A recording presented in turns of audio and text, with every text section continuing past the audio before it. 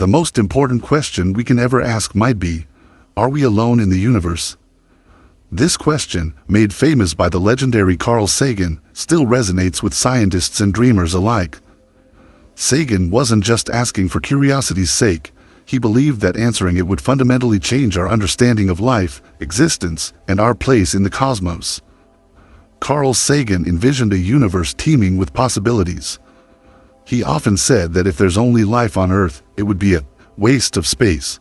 That idea inspired generations of scientists to scan the skies for signs of life.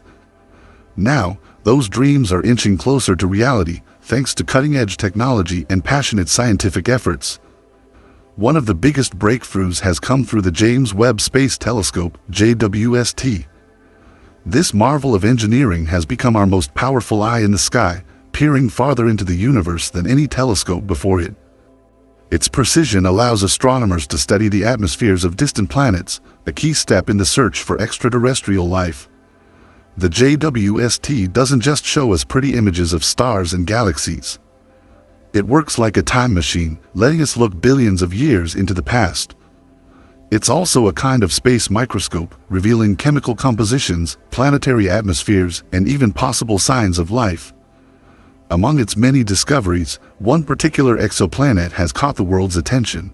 K2-18b, located in the constellation Leo, over 120 light-years from Earth. It orbits a small, cool red dwarf star named K2-18. Despite the star's dimness, the planet is in its habitable zone, a region where conditions might allow liquid water to exist. K2-18b isn't a typical rocky planet like Earth. It's what scientists call a sub-Neptune, larger than Earth but smaller than Neptune. What makes it fascinating is that it's classified as a Hycean planet, a type recently proposed by Dr. Niku Madhusudan, an astrophysicist at Cambridge University. Hycean planets are characterized by hydrogen-rich atmospheres and global oceans beneath thick cloud layers. These conditions could be perfect for supporting microbial life. And this is where things get really exciting. Using transit spectroscopy, a technique where light from a planet's host star passes through its atmosphere, scientists have been able to analyze chemical signatures in K2-18b's skies. In this process, certain wavelengths of light are absorbed by specific gases, acting like a fingerprint for what the atmosphere contains. To everyone's surprise, JWST data revealed water vapor, methane, carbon dioxide, and possibly even dimethyl sulfide, DMS. On Earth, DMS is almost entirely produced by marine microorganisms. Its presence could be a biosignature, a chemical clue that life may exist on the planet. Dr. Niku Madhusudan, who led the research team, called it the strongest indicator so far of potential alien life in an exoplanet's atmosphere. He emphasized, however, that this is not a confirmation of life, yet it is a major step forward. "We are entering a new era in astrobiology," he said. Other scientists have expressed excitement and caution. Dr. Sarah Seeger from MIT, an expert in exoplanet atmospheres, noted that we are closer than ever to answering the life question. For the first time, she said, we are identifying planets that could realistically be homes to living organisms. This discovery also changes our perception of what a habitable planet can be.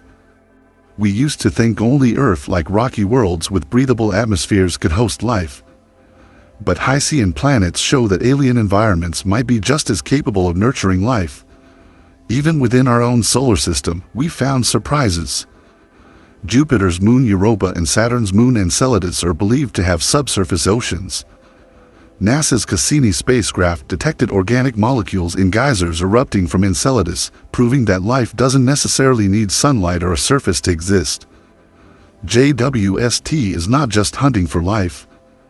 It's helping us understand how planets and galaxies form, offering insights into the chemical structure of the early universe and expanding our view of planetary evolution. This is why many scientists are calling this the golden age of exoplanet science. Another thrilling target for JWST is TRAPPIST-1e, one of 7 Earth-sized planets orbiting a single star just 40 light-years away. Several of them lie in the habitable zone, and JWST is beginning to scan their atmospheres for the same kinds of molecules seen on K2-18b. There's also LHS 1140b, a rocky world about 49 light-years from us. It's believed to have a thick atmosphere and potentially liquid water. It too orbits in the habitable zone of its red dwarf star, making it an exciting target for future research. Scientists are already planning follow-up studies of K218b to confirm the presence of DMS and look for other biosignatures like ozone, ammonia, and nitrogen compounds. These chemicals, if found together, would provide compelling evidence for life. The upcoming aerial mission by the European Space Agency will investigate hundreds of exoplanet atmospheres, while NASA's Habitable Worlds Observatory, expected in the next decade, aims to look even closer at Earth like planets around nearby stars. The scale of the universe is almost impossible to grasp. With over 100 billion galaxies, and each galaxy containing billions of stars, the odds of Earth being the only planet with life seem increasingly small. If just a tiny fraction of those stars host habitable planets, we could be looking at millions of potential alien worlds. Dr. Jill Tarter, a pioneer in the search for extraterrestrial intelligence, SETI, often says, "The absence of evidence is not evidence of absence." She believes that we are finally developing the tools necessary to detect real proof of life.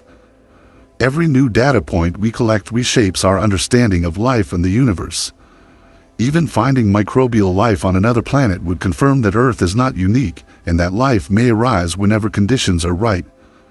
The implications would go far beyond science. Philosophers and religious leaders would need to rethink humanity's place in the cosmos. We'd no longer be the only known life, we'd be part of something much bigger, a cosmic ecosystem. Young students watching these discoveries unfold are becoming more inspired than ever. Today's kids could be the future astronauts, scientists, or even planetary colonists. The curiosity sparked by JWST may lead them to become the very people who find proof of life, or even visit an alien world. Some speculate that our future missions might not only detect life but also find techno-signatures, evidence of intelligent civilizations. These could be radio signals, industrial pollutants, or even artificial lights shining on the night side of an exoplanet.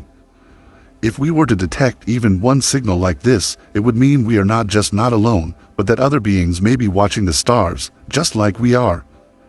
The search for life is no longer just philosophy or science fiction, it's a real, ongoing effort that could lead to the greatest discovery in human history. Dr. Thomas Sirbakan, NASA's former science mission director, said, "This is the closest we've ever come to finding life beyond Earth, and we're just getting started." His words echo through the halls of observatories and research labs worldwide. Each telescope, every mission, and every discovery brings us one step closer to answering that one question Carl Sagan posed so many years ago. With every new planet we analyze, new questions emerge about our universe, our origins, and our future. Perhaps life on K218b exists. Maybe it's just simple microbes swimming in alien oceans. Or maybe something more complex is hiding beneath its clouds. Whatever the case, our journey has just begun. The universe is vast, beautiful, and full of surprises. We must keep exploring, keep questioning, and stay hopeful. Because one day, we just might get an answer. Subscribe to our channel and thanks for watching.